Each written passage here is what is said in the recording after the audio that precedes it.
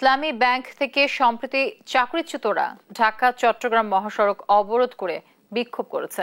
শনিবার সকালে ফৌজদারহাট এলাকায় প্রায় 2 ঘন্টা অবরোধ শেষে দুপুর 1টার দিকে কর্মসূচি শেষ করেন আন্দোলনকারীরা বলেন, ইসলামী ব্যাংক কর্তৃপক্ষ গত 27 সেপ্টেম্বর বেশ কিছু কর্মীর জন্য পরীক্ষা আয়োজন করে।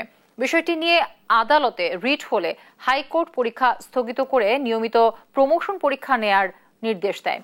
কিন্তু হাইকোর্টের এই আদেশ অমান্য করে ব্যাংক কর্তৃপক্ষ 22 সেপ্টেম্বর প্রায় 5,500 কর্মকর্তার জন্য নতুন করে বিশেষ দক্ষতা মূল্যায়ন পরীক্ষার তারিখ ঘোষণা করে এবং তাতে বাধ্যতামূলক অংশ নিতে নোটিশ দেয়া হয়। পরীক্ষা বর্জন করায় 400 কর্মকর্তাকে চাকরিচ্যুত করা হয়। আমরা যদি দেখি যে আজকের মধ্যে আমাদের দাবি দাওয়াগুলো মানা না হয়, তাহলে আমরা এর চাইতে আরো কঠোর কর্মসূচিতে যাব।